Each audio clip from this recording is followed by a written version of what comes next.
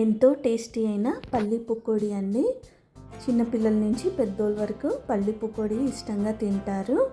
నేను పర్ఫెక్ట్ మెజర్మెంట్స్తో ఈ వీడియోలో చూపిస్తున్నాను. మనకి స్వీట్ షాప్ స్టైల్లోనే వస్తుంది. ఇట్లా చేసుకున్నారంటే ఈ మెజర్మెంట్స్తో. Welcome to my channel. అందరూ ఎలా ఉన్నారు? బాగున్నారా? నేను 1 కేజీ పల్లీలు తీసుకున్నానండి. నాకు 1 కేజీ పల్లీలు 140 రూపీస్ పడ్డాయి. దీనిలో ఏమైనా ఇసుక కానీ ఏమైనా పుల్లలు కానీ ఏమైనా ఉంటే తీసేసుకొని మనం పల్లీలు నానబెట్టుకోవాలి. వాటర్ పోసి, వాటర్ జస్ట్ పల్లీలు మునిగే వరకు పోసుకుంటే చాలండి, ఎక్కువ అవసరం లేదు. ఇట్లా మనం నానబెట్టుకోవాలి పల్లీలు, అప్పుడే టేస్ట్ బాగా వస్తుంది. పల్లీలు నానబెట్టుకోకపోతే సరిగ్గా రాదండి. ఇప్పుడు హాఫ్ అన్ అవర్ అయిన తర్వాత మనం పల్లీలు వేరే బౌల్లో తీసుకోవాలి. ఇప్పుడు పిండి కలపాలి కదండి. సో వాటర్ లేకుండా మనం పల్లీలన్నీ ఒక బౌల్లో తీసుకుంటాను. ఇది 3 months వరకు ఉంటుందండి.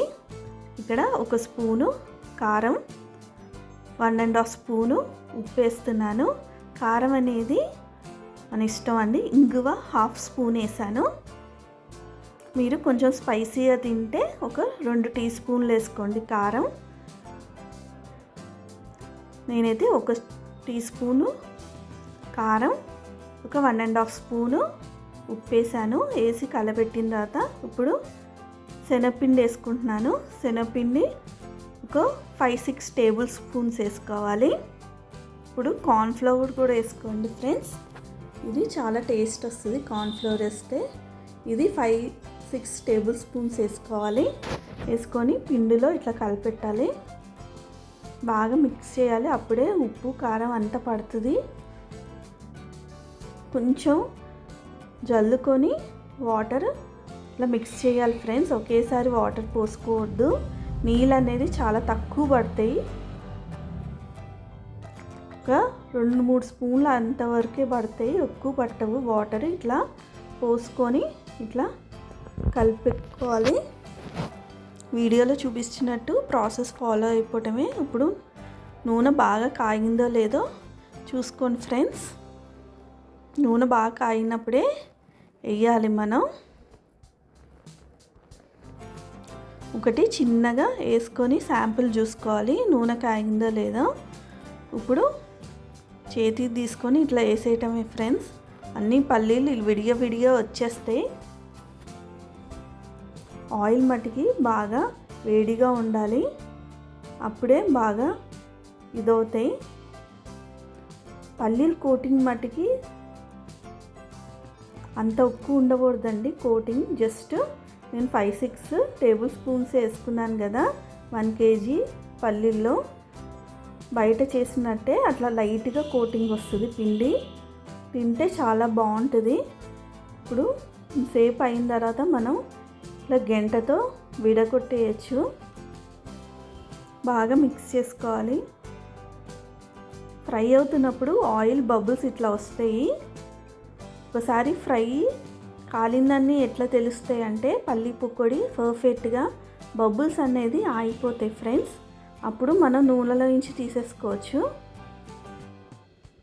చూసారు కదా, ఈ బబుల్స్ అన్నీ ఆగిపోవాలి. ఆగిపోయినప్పుడే మనం పల్లి పకోడీ అనేది నూనెలో నుంచి తీసేసుకోవాలి. అంతే, నెట్లో వేసుకుంటున్నాను ఫ్రెండ్స్. ఆయిల్ అంతా కిందకు వచ్చేస్తుంది. ఈ పల్లి పకోడీ ఒక 3 months నుంచి 6 months వరకు కూడా ఉంటుంది.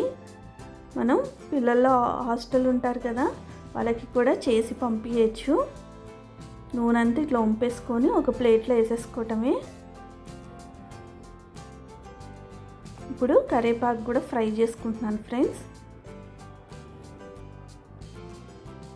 కరివేపాకు కూడా చాలా టేస్టీగా ఉంటుంది నూనెలో వేయించుకొని పల్లి పకోడీలో తింటే. మీరు కనుక నా ఛానల్ ఫస్ట్ టైం చూస్తున్నట్టయితే కొంచెం సబ్స్క్రైబ్ చేసుకోండి ఫ్రెండ్స్. నాకు కొంచెం ఎంకరేజ్మెంట్గా ఉంటుంది.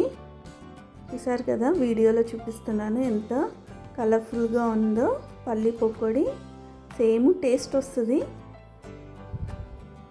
మీకు ఏమైనా డౌట్స్ ఉంటే కమెంట్ సెక్షన్లో కమెంట్ చేయండి. ఈ రెసిపీ మీరు ట్రై చేసి ఎలా వచ్చిందో నాకు కామెంట్ చేస్తే నేను హ్యాపీగా ఫీల్ అవుతాను. ఎంతో కష్టపడుతున్నాను ఫ్రెండ్స్. మీరు సబ్స్క్రైబ్ చేసుకుంటే నాకు కొంచెం ఎంకరేజ్మెంట్గా ఉంటుంది. జస్ట్ మనం ఏదైనా ఎయిర్ టైట్ బాక్స్లో పెట్టేసి పిల్లలకి కానీ పెద్దోళ్ళకి కానీ మనం చేసి పంపించచ్చు. ఫెస్టివల్స్లో కూడా మనం చేసేసి పంపించచ్చు. Thanks friend. Thanks for watching. Have a nice day.